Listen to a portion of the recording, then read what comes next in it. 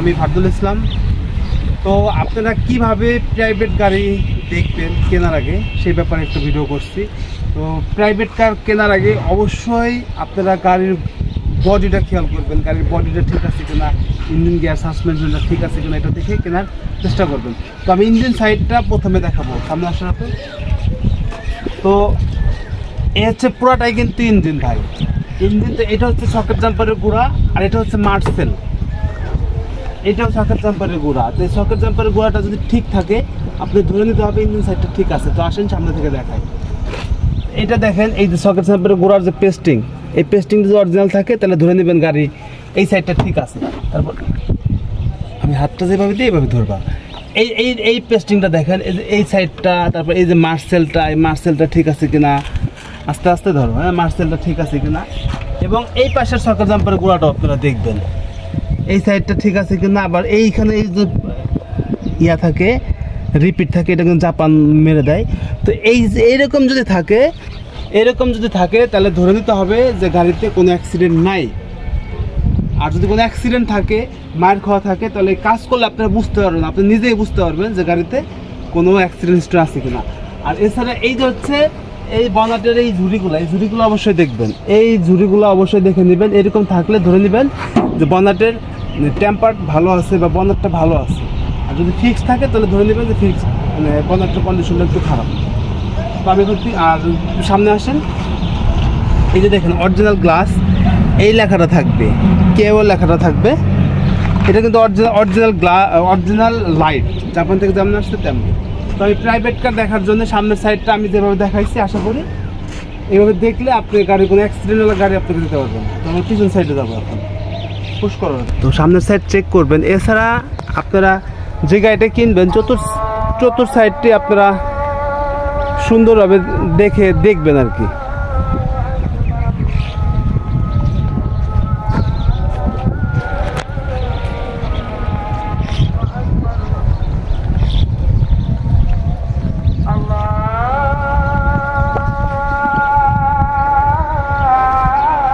গাড়ির বাম সাইডটা দেখবো, তো প্রথমত পুরো সাইডটা দেখবেন ঠিক আছে কিনা। এরপরে এই যে কষ্টটা কাজ আছে, এই যে কষ্টটা ঠিক আছে কিনা দেখবেন।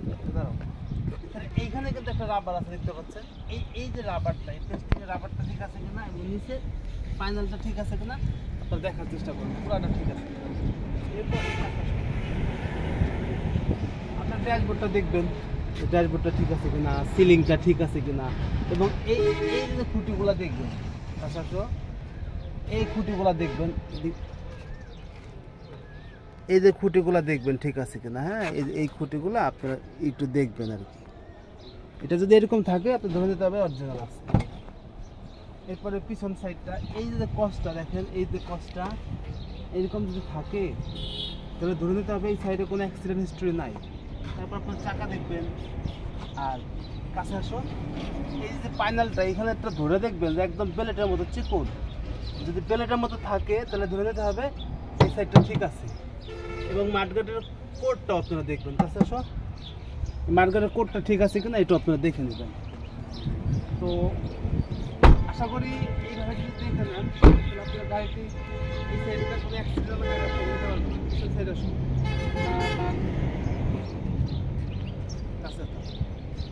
তো পিছন সাইডটা আপনারা দেখবেন গ্লাসটা ঠিক আছে কিনা, এবং গ্লাসের কাছে আসুন, গ্লাসের এই রাবারটা ঠিক আছে কিনা। পুরো রাবারটা ওই অনেক সময় পচে যায় বা ময়লা হয়ে যায়।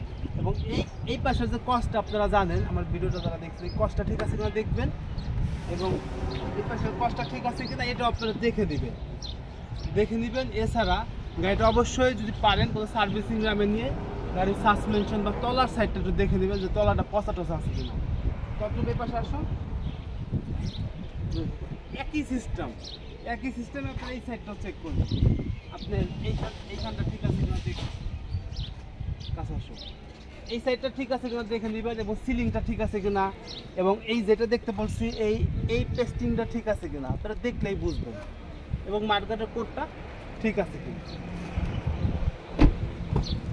দেন তারপরে এটা কিন্তু পুশ স্টার্টের গাড়ি, এই স্টার্টিং হুইলটার কী অবস্থা, এই যেহেতু পুশ স্টার্ট, কাছে আসো, পুশ স্টার্ট এটার স্পট বেশি পড়ছে কিনা এগুলো দেখবেন।